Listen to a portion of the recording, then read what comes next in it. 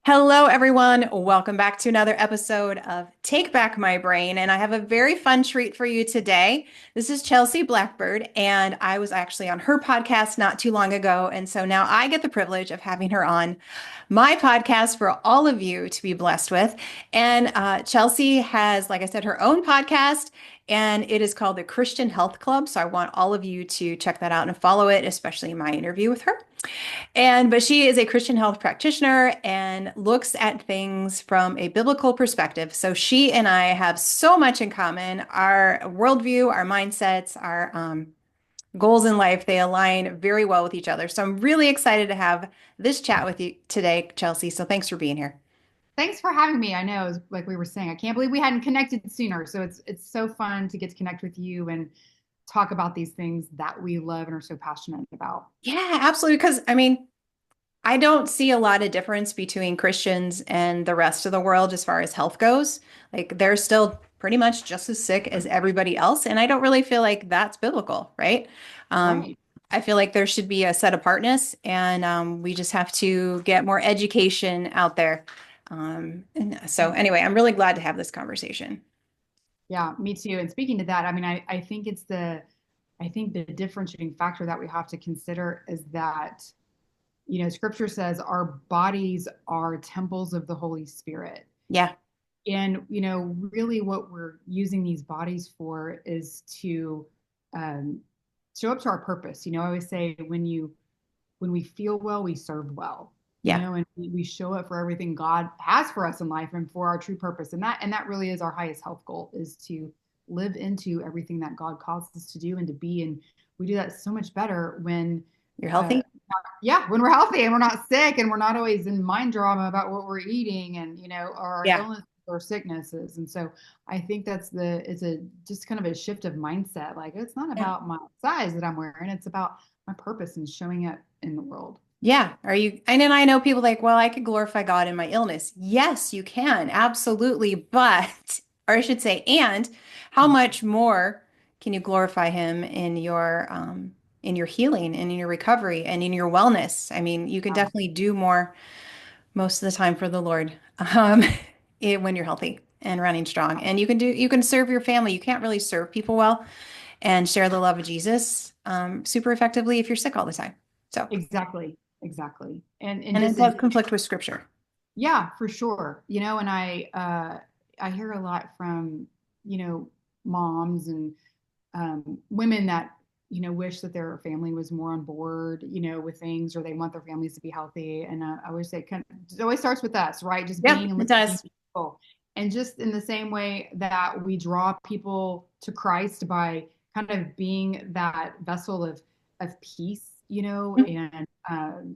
and just joy. We also draw people to health when we are just a vessel of wellness and, Right, living out that example, like being in a good mood for your family, or, uh, right. just, having energy to show up and not being, um, having impatience and things with our family, just having that patience and so much of that comes from the way that we treat our bodies. And I think people don't make Yes. the connection, but that's what it is. Yeah. Yeah. We shouldn't have all that anxiety and depression and just angst and, worry and worry and worry. And, like you're talking anger, those are definitely not fruits of the spirit, but a lot of that has to do with how do you physically feel? What does your brain feel? What does your body feel? How much sleep did you get? These are just basic things. And I don't know if you've found this over the years, either, but I don't get invited to many Christian events or churches to talk about food. Because church is it's one of the worst places on earth to eat, It is, right? sadly. Nobody It wants is. you to touch their stuff, right? Yeah. Like, we're not drinking, we're not having sex, we're not smoking, we're not doing any of this, so don't touch our food, right? Right, right. Yeah, this is what we have left, so don't touch it. Leave it alone, hands off. Off my potluck, Yeah. hands off, like whatever I'm serving to the children during children's ministry or whatever. Yeah, it's not the best example by any means. No, and I really feel like that's a huge piece that needs to change because like we were talking before, the church is just as sick or sicker than the rest of the world. I mean, I know a lot of non-Christians who are much healthier than the majority of the Christians that I know. Even like, the traveling evangelists and pastors. And, I just want to get a hold of them and come on, you can preach another 15 years if we can change Yeah, your diet. Yeah. exactly. Right. Yeah. I'm with you, Um, girl. 100%. yeah. So you have what's called the Genesis prescription, where you've got this laid out kind of like eating plan, lifestyle plan, whatever you might call it, from the basically the creation story. I want to dive into that because I love how you have that laid out. So can you give us a synopsis of that? Sure. Yeah. So, we were trained in the same way as nutritional therapy practitioners, and so my focus for many many years was strictly on nutrition. And then over time, you learn that food is really really important, but it's Yes. not the only thing, right? You could be eating this beautiful diet, but if you're not sleeping well and you're not doing these Yeah. other things right, it's going to throw things off. And so I just felt God leading me to Genesis and the creation story, and really this idea that as creation, we are his created, we are part of creation. And so much of what we need is laid out right there in the creation story. And it starts with water and sunlight and nature, earthing, grounding, Yeah. plant food, animal food. I'm making my way through creation Yeah. right here. Hmm. Plant food, animal food, breath. He created Hmm. us breath, calm breath through our nose, rest, movement, fellowship. Yeah. And it's kind of those tenets of the creation story. And so that's really, the fullness I believe that we need to be well, is touching base with all these different elements of creation. And it's not just about food. And frankly, I've really moved toward the place where I go in the order of the creation story, which would be Hmm. light and water kind of there together. That if we don't have our circadian rhythm, our sunshine exposure, the right kind of water that we drink, the right kind of water that we make, that our mitochondria make, which is really the Right. living water inside of us, the way that we get out and pick up electrons from the earth is so key. So just all of these things that I've learned over the years that really create a bigger picture of what we need to be well, in addition to food. But I think it's very Right. neat that it's just all laid out right there. If you look for it right in the creation Right. story, our bodies were made in relation to creation, and it works in a synergistic way. Isn't it amazing how God just did all of that, right? Like we've come from the dust of the earth. And so Yeah. guess what? If we put our feet on the dust of the earth, Yep. magical things happen. They do. They Yeah. We're do. And not people meant to are stay in our house. I mean, I realize like I'm in Iowa. It's cold here. right, So, right. but there's other grounding options, right? I mean, you can go put your feet on your basement floor for that matter. Exactly. On just the cement floor to ground. There's grounding mats. And I know you've taught on this recently. I think I saw it on your Facebook page about Yeah. grounding, right? There's Yeah, I grounding the mats. podcast. Yeah, because I Mhm. get this question a lot, especially in the winter. But how do we ground during winter? But taking a bath is Yeah. ground. Taking a shower is grounding. Wash your hands under water, which is grounded. So there's a lot of ways that you're still grounding that maybe you don't realize it. But it is so important. And that's the thing, is we are so disconnected from nature. Right. We spend more time indoors than we do outdoors, where that's historically that was the opposite. Yeah. And we're under artificial light all day. And Yep. I would say we need the sun, and we need the sun. We need Yeah. the sun and the sun. Yeah. And being outside is really important to get that signaling into our eyes and our skin, just to really direct Yes. our entire day. And so, yeah, it's so key, and I think it's what a lot of people are missing. Yeah. And it doesn't cost anything. Yeah, exactly. Doesn't That cost anything. So people are like, how come I have to take all these supplements? I'm like, well, are you going to go outside and ground? Are you, all these things that are just, they're free, right? Like fasting is free. I right. love fasting. There's nothing that can heal your body any more than fasting. And fasting is very biblical. There's nothing that can heal your body like the sun. I think we talked about this on your podcast too. I had a Yeah. diagnosis of melanoma and you said, so how do you feel about the sun? I'm like, I will bathe in it. You Yeah. know, the I sun does love it. not give you cancer. I mean, that God didn't create the sun to cause cancer. So there's other factors there that were the issue. Definitely not the sun. Um, Right. We have to spend time in the sun. We have to have that like in your eyeballs. I love walking in the morning as the sun is rising with my dog. So there's movement, there's sunshine. And if it's nice enough out, I will stop with them and take my shoes off while the sun is rising. Yeah. I did it this morning because it's cold, but I mean, I have. Yeah. But it is so important because and breathing. I have very specific breath techniques that I like to do when I'm walking. And so I try to start my day that way. And so we can combine all these things at one time, and it doesn't cost anything. You just actually have to do them. Exactly. I like to say God did not make our healing inaccessible. And No. it's there, but we have to step out and receive it Yeah. and put it into practice, as James would say in the book of James. Yeah, we have to put it into practice and do the thing. And it's a matter of kind of changing your habits around. But yeah, the sun Yeah. is one I really, really encourage people to do. I don't think people realize, speaking about free, like one of the Hmm. best ways that you can help to regulate your hormones, especially, your cortisol and your melatonin, is to get out and see that Morning sunrise, sun. that Hmm. morning sun as it's coming, the sun rising, coming into the atmosphere, that blue light's coming into the atmosphere. And when you're outside and your eyes and your skin are taking that in, it is like a signal bell to your body, Yeah. like, all right, we're starting our day. Okay, digestion system. Okay, like all things are on go. I mean, always I'm asking people, like, how do you think your body knows what to do when? It's Hmm. not like your body is not looking at the clock. No, It's it's not not. It's obeying creation is what it should it, be doing. And when we exactly. disobey creation and we're like, yeah, we know better, this is the lifestyle we're going to do, then our body gets all messed up, but it really wants to be in sync. Yeah. Otherwise, like, we'll have jet lag and stuff when you travel, but it doesn't take your body long to adapt to 12 hours away from you, a whole different time zone. Why is that? Because it's in relation to creation. It goes with the sun. It goes with that circadian rhythm. And so your body can pick up on that very quickly. Yeah, and yeah, if you are traveling, I mean, yeah, one of the best things you can do is, as soon as you get to your destination and you've got that, to avoid the jet lag, is to get outside, let your body know where it is in time and space. And that's what the sun does, and that's what grounding does, especially. Yeah.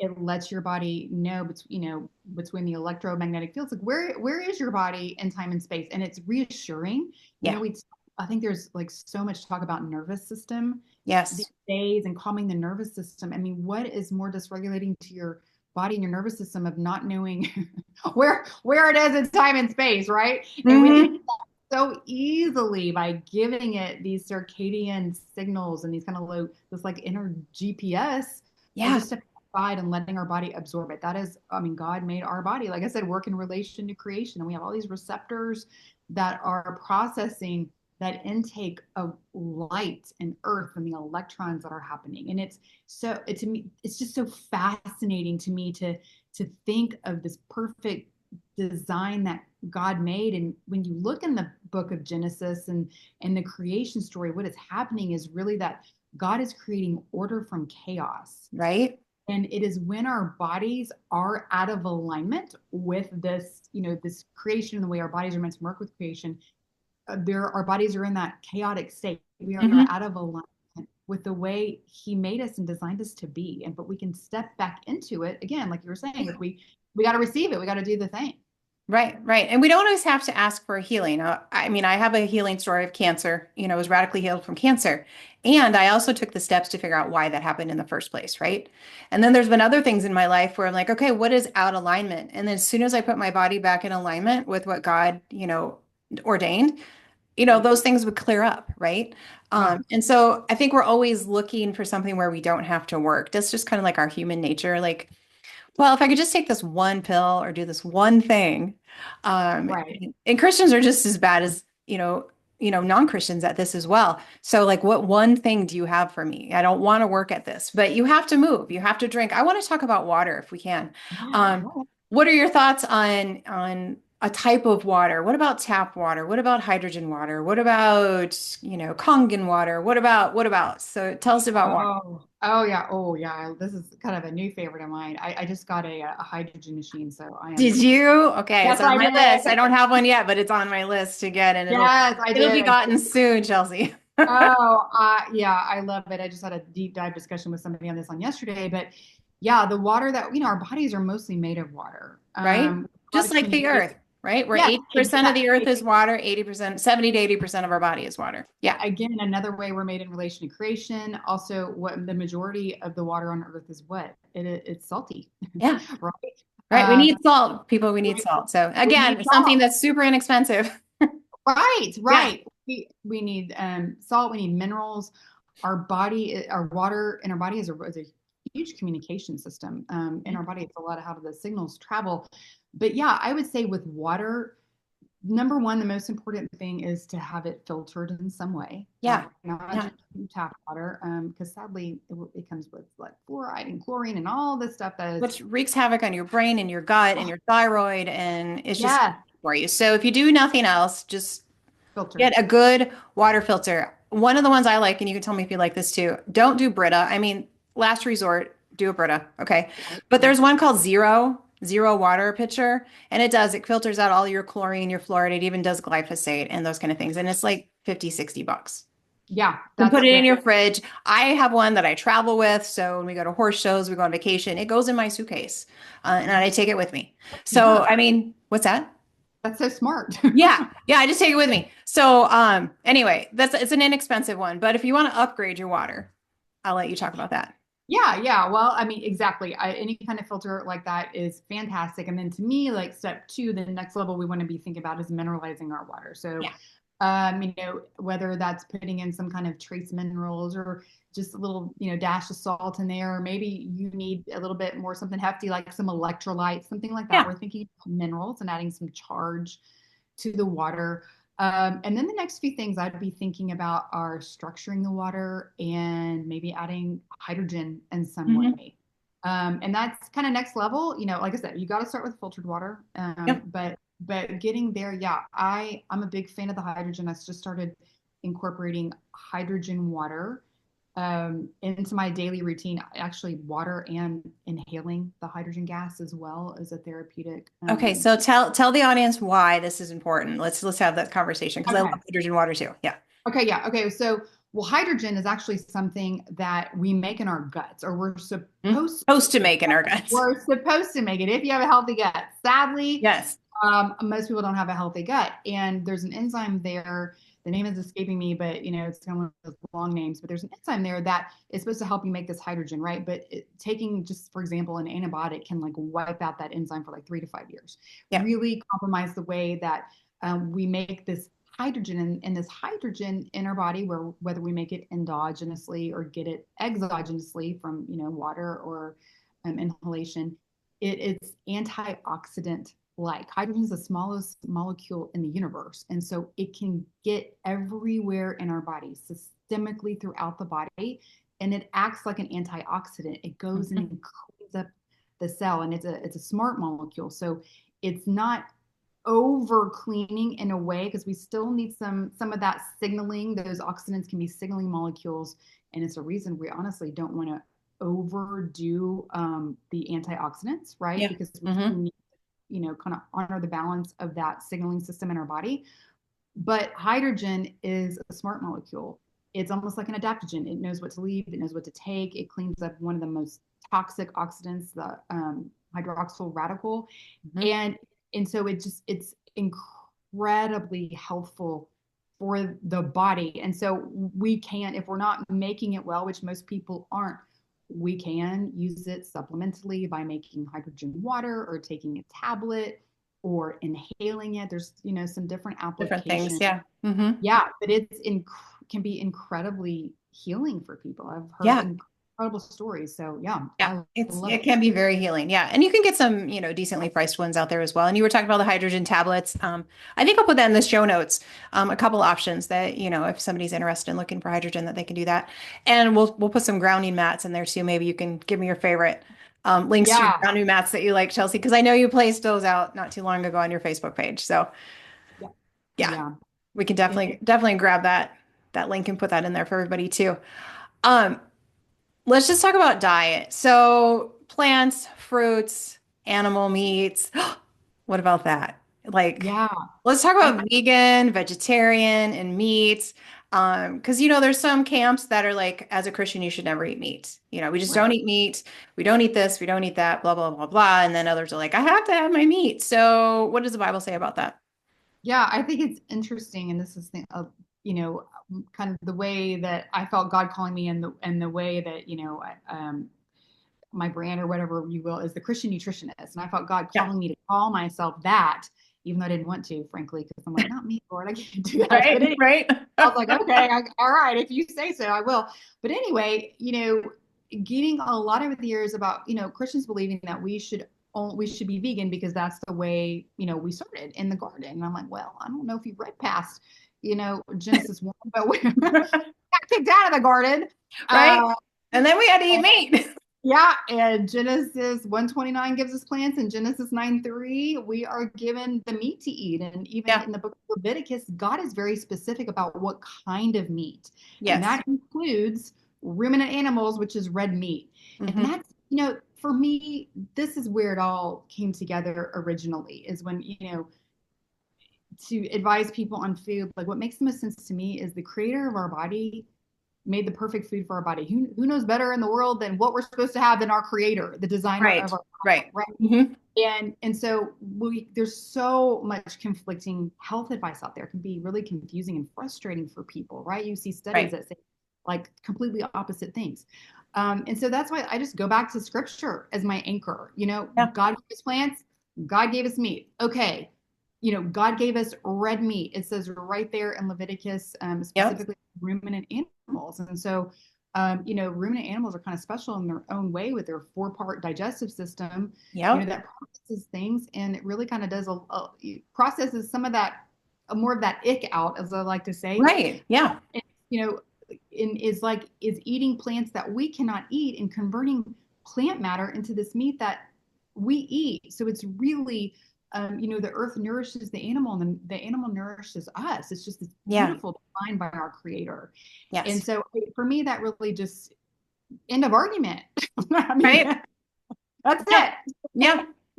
And I do get why people, they're like, well, the humane practices, all those kind of things, but you can get really good humanely grown meat out there. So I don't really think that's a, part of the argument anymore because there's definitely lots and lots of options out there. So, and I feel like our body, I mean, I'm all about the brain, right? And so if Right. you don't have enough protein, your brain cannot work. Your nervous system cannot work. It just can't.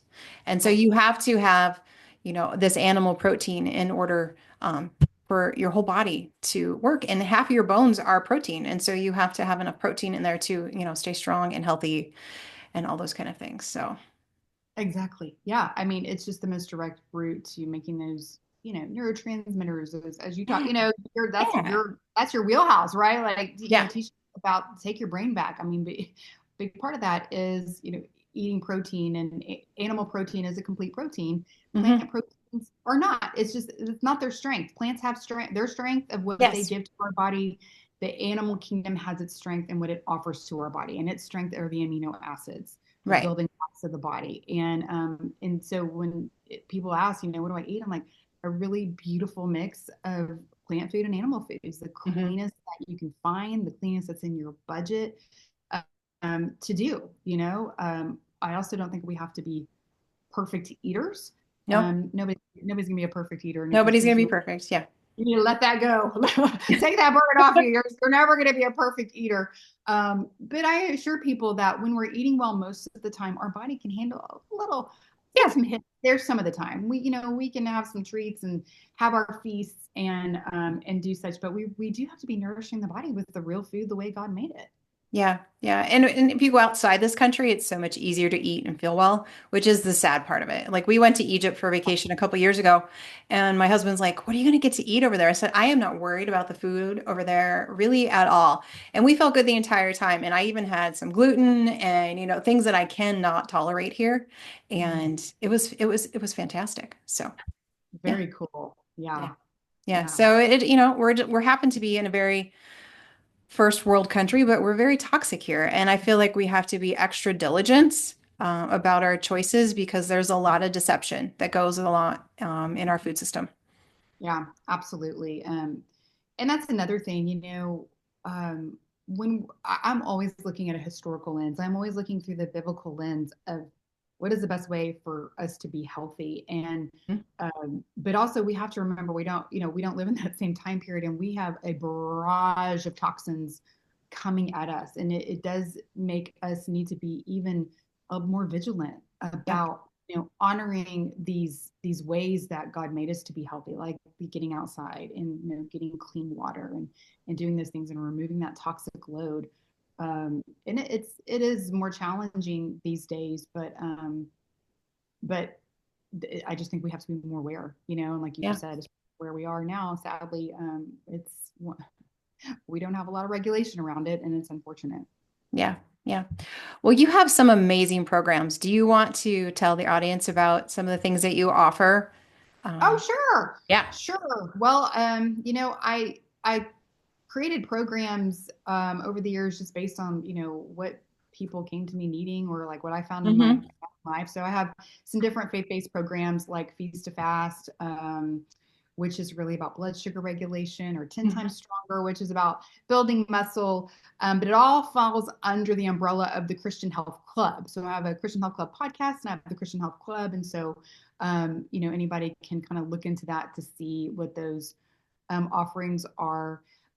We also recently I started with another NTP, the School of Christian Health and Nutrition. Awesome. Um, yeah, and we're training other practitioners to kind of do this work in the world, because Nice.